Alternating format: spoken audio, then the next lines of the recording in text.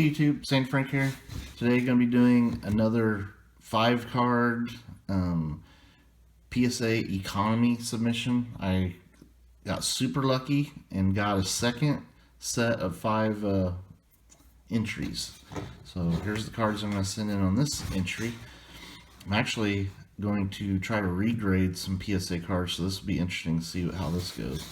But the first card is this 2018. These are, of course, the $50 economy level. I don't know how long they'll take, but the first one is this Carrie Fisher 2018 black printing plate from Star Wars Galaxy.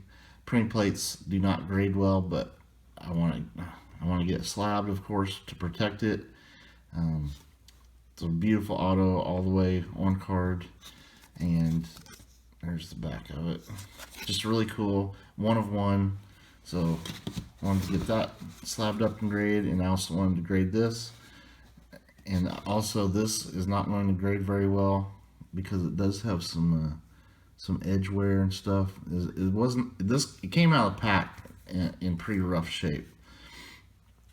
But this is there's only 2 of this card in existence. It's from 2018 Galaxy, and it's a 6-way auto with Daisy Ridley, John Boyega, Laura Dern, Andy Serkis. Let's see, it's number 2 of 2.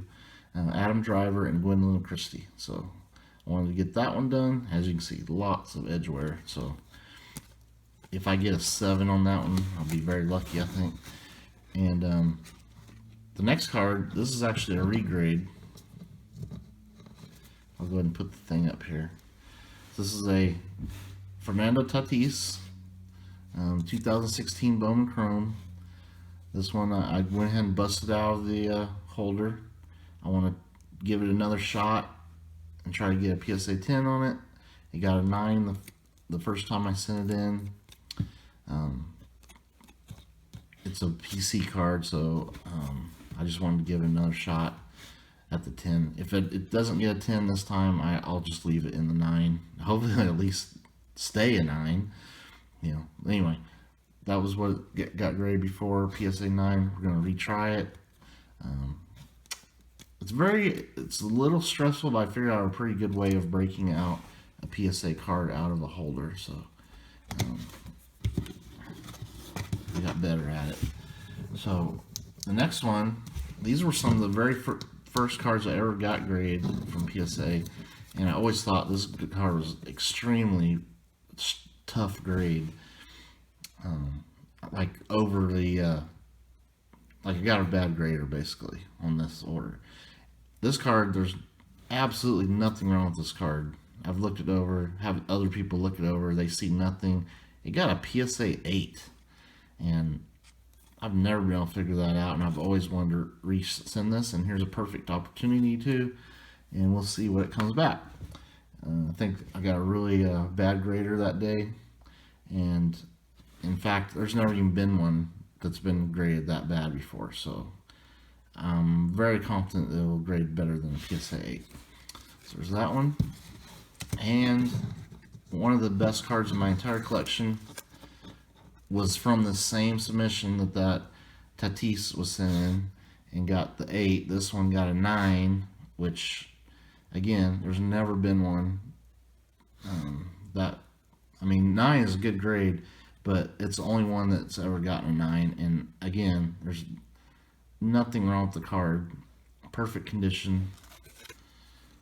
All the borders, everything perfect. So I was definitely going to try this one again. We'll go for a 10 on that. And as you can see, when I first graded it, it got the 9. So it was a tough grade day. So here was my thinking, and you can put in the comments, do you think this is a smart move or a weird strategy or whatever? This is my strategy. I wanted to send 2 cards that would not grade, I know are not going to be grading very high.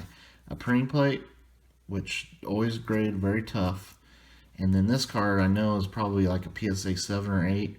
That way the grader's eyes have already known, okay, if they give this a 7 or 8, they're setting their sights low, you know what I mean, as a grader. And when they get to this card, they'll see, wow, this card is fantastic compared to these other cards. That's an easy 10, and then so on and so forth. I think this is the lowest shot out of 10, but I still think it could get a 10. This one, much better chance, and then this one, an extremely good chance. So that was my thinking, was start the grader off grading lower grade cards, and that way they can see the big difference between this card to this card, and from this card to this card, and then so on.